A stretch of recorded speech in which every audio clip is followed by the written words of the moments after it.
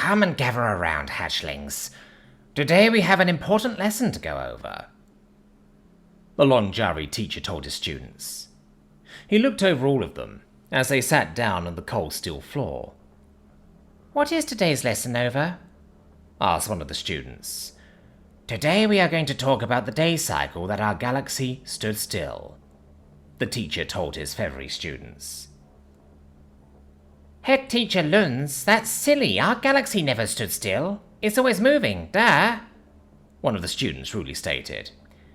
I assure you that it stood still on this day. I know it did because my Hatcher's Hatcher was there. He told me firsthand what happened on that fateful day, the teacher replied. I still think that it's... the student started before Lunz interrupted him. Say one more word and you will be seeing the dean today, Lunz said in a chilly tone. This hushed the rowdy student up. Lunz continued. Almost 50 cycles around the sun ago, a declaration of war happened at a council meeting. The hive mind of Omri declared war on the humans. Everyone, including my ancestor, thought the humans were done. Nobody has ever gone to war with the hive mind of Omri and won. Most either were enslaved or fled. If they were extremely lucky, they only lost a planet. The hive mind is a peaceful race, are they not? One of the hatchlings asked. They weren't always a peaceful race. Truthfully, they were far from it. They launched a brutal attack on one of humanity's colonies, along the borders of their territory. They slaughtered indiscriminately. This would prove to be the undoing of the hive mind of Omri. When word reached Terra of what happened to the colony, they brought naught but total destruction. The hive mind, nor any other council race, paid much attention to humanity. For its part, humanity was all too happy to be in the background. When the war started, it came to light why they didn't want to be in the spotlight, Lunz said, pausing for any students that wanted to ask questions, though none did. They were enveloped in his story, hanging on every word. Lunz continued his lesson for the day. After the colony was attacked, humanity launched a violent counterattack deep into the systems of the hive mind of Omri. The number of ships they had would block out a sun. The hive mind failed to do any recon or spying. If they did, maybe the war wouldn't have happened. The human fleets outnumbered the hive mind 100 to 1. It was an utter slaughter. Lunz, once again, was interrupted by a student. Wait, you're telling us the humans outnumbered the hive mind of Omri? The student asked suspiciously. Why, yes I am. Not only were the humans more numerous, they deployed AI on their ships to do calculations even faster than the hive mind.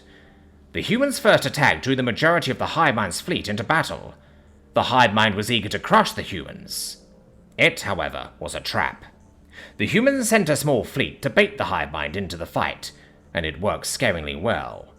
Moments after the battle started, the humans' main fleet jumped into the system and launched one of the largest volleys this galaxy has ever seen. The hive mind's fleet was crushed. Their shields nor ships could handle the onslaught that the humans launched. The battle was over in less than 1 human hour. Lunz paused for a moment of silence to gather the recollection of the last bit of the story. After the battle, the humans had their way. The hive mind couldn't stop them. They attacked world after world and city after city. The Marines they brought with them were genetically modified super soldiers. We later found this out. They bombed most worlds, destroying the local agriculture and destroying the population's will to fight. Despite having a hive mind, the Omri do have individual wants, dreams, and wills of their own. As they got closer to the hive mind's homeworld, the hive mind put up one last-ditch defense. They gathered all the ships they could to fend off the humans. It was all for naught, however. The humans brushed the fleet aside and started orbital bombardment. After cycles of bombardment, they sent in the Marines. The cycle they captured Omri is when most scholars recognize that it was over.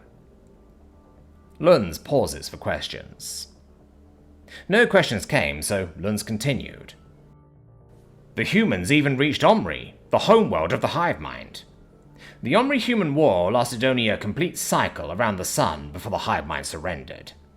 Their world's on fire, their people are defeated and starving, and worst of all, the palace of their queen occupied by human marines. The delegations met in the council halls, and the hive mind of Omri became part of the Terran Federation. It was the first time in the Council's multi-millennial history that a hive mind was subsumed and brought into the fold of another empire. That, young hatchling, is why that cycle, and not since, has the galaxy stood still for a cycle. Lund's finished.